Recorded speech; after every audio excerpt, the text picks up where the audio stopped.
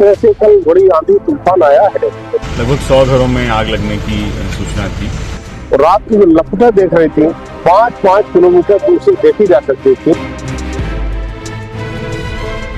कोई नागरिक की कैजुअलिटी नहीं हुई है। आग इतनी भीषण थी कि प्रशासन ने आसपास के जिलों पे भी फायर इंजीनियर की गाड़ियां मंगवाने का काम किया था।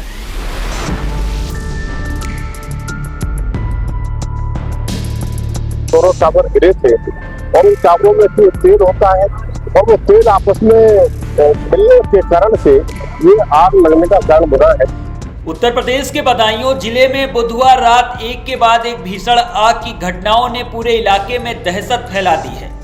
पहले जरीफ नगर थाना क्षेत्र के गांव सोनभूड़ी में आग ने ऐसा तांडव मचाया कि गांव की 100 से अधिक झोपड़ियां जलकर राख हो गई। आंधी के बीच लगी आग ने कुछ ही मिनटों में विकराल रूप धारण कर लिया। वहीं सहसवान थाना क्षेत्र के गांव जामनी में भी आग लगने से 30 से 40 घर जल गए। इसी रात उझानी तहसील क्षेत्र के एक मेंथा फैक्ट्री में भी आग लग गई है, जहां धमाकों के साथ लपटें आसमान तक उठने लगी। इन घटनाओं ने पूरे जिले में हड़कंप मचा दिया।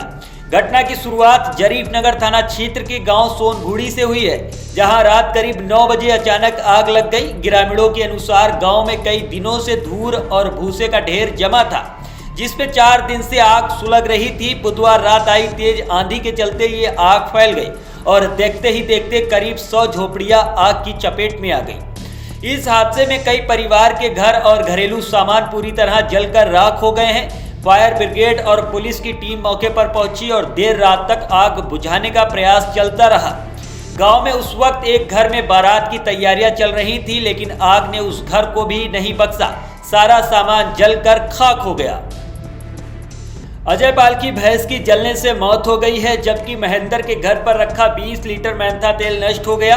आग के दौरान जानवरों और बच्चों समेत सभी लोग किसी तरह बाहर निकाला गया। उधर सहसवान थाना क्षेत्र के गांव जामनी में भी भीषण आग लग गई, जिसमें 30 से 40 घर जलकर राख हो गए। हालांकि दोनों ही गांव की किसी भी मौत की सूचना नहीं है। इसी रात एक और गंभीर घटना उझानी तहसील क्षेत्र में घटी है। मेंथा ऑयल फैक्ट्री में रात करीब 10:30 पर धमाके के साथ आग लग गई। फैक्ट्री करीब 50 बीघा में फैली हुई है और रात दिन संचालित होती है। आग लगने के बाद लगातार तेज धमाके होने लगे और लपटें आसमान में दिखने लगी। सूचना मिलते ही पुलिस, दमकल और कई एम्बुलेंस मौके पर पहुंची। आग इतनी भीषण थी कि रात करीब 11 बजे तक कोई भी अंदर जाने की हिम्मत नहीं कर पाया। पुलिस ने एहतियातन गांव को खाली करा दिया, क्योंकि अंदेशा था कि यदि आग गांव तक पहुंची तो बड़ा हादसा हो सकता है। गांव के लोगों का कहना है कि हादसे के वक्त कई लोग फैक्ट्री के अंदर मौजूद थे। हालांकि खबर लिखे जाने तक किसी की मौत की पुष्टि नहीं हुई थी। डीएम अमनीश राय का कहना है कि आग पर काबू पा लिया गया है। आग से कोई जनहानि नहीं हुई है, मवेशियों को काफी नुकसान पहुंचा है। देखिए, जामनी में आग लगने की घटना के बारे में जानकारी हुई थी। उसके बाद से पुलिस प्रशासन और फायर की कुछ टीम्स यहाँ पर उपलब्ध हैं। मेडिकल टीम्स भी यहाँ हैं और वेटनरी एम्बुलेंसेज के लिए भी निर्देश किया गया, वो भी यहाँ पर है। लगभग 100 घरों में आग लगने की सूचना थी और समय पे सभी लोगों ने के यहाँ आने से कोई नागरिक की कैजुअलिटी नहीं हुई है। एक व्यक्ति को सामान्य बर्न हैं, उनको भी हॉस्पिटल पहुँचा दिया गया। इसके अलावा जानवरों में कुछ कैजुअलिटी हुई है, उनका मूल्यांकन करा के प्रयास किया जाएगा कि जल्दी से जल्दी जो हमारे किसान हैं उनको उसका मुआवजा मिले। इसके अलावा घरों में जो क्षति हुई है उसकी भी आपदा के अनुसार उनको उसकी क्षतिपूर्ति जो है दी जाएगी। और कल से हमारी रेवेन्यू की, पुलिस की, हेल्थ की टीम्स यहाँ उपलब्ध रहेंगी और जो भी प्राथमिक उपचार होना है और आगे का जो रिलीफ का काम होना है वो कैरी आउट किया जाएगा। इतनी भीषण आग लगना ये लगता है कि वास्तव में बहुत बड़ी ट्रेजेडी है और ऐसी दुखद घटना पर मैं संवेदनाएं व्यक्त करना चाहता हूँ फैक्ट्री के मालिकों के लिए। और साथ ही साथ मैं कह सकता हूँ कि उजानी में हमारे मेंथा के 2 प्लांट थे, जहाँ पर उजानी इन विकास के नाम पर लगता था कि हम ये 2 फैक्ट्रियाँ अपना महत्वपूर्ण योगदान दे रही थी। उनमें से हमारी कोड़ापुर एक फैक्ट्री जो मनोज गोयल की फैक्ट्री है ये थी और पहले फैक्ट्री लगी थी। लेकिन रात में जब दिल्ली से वापस आया था 10 बजे, तब तक तो इसमें आग नहीं लगी थी।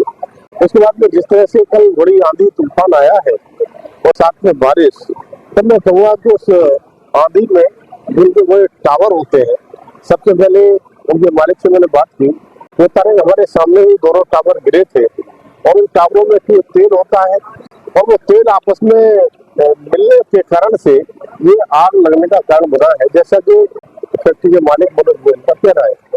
तब मैं कहूँगा कि इसमें अभी तक मुझे कोई सूचना मिल रही है, मालिक का कहना है कि अभी तक कोई इसमें ट्रेजडी नहीं हुई है।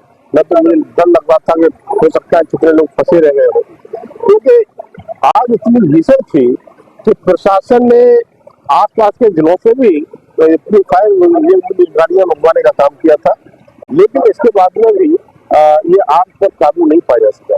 पूरा प्रशासन रात भर जगता रहा है। आप मीडिया के लोग आपने भी देखा है।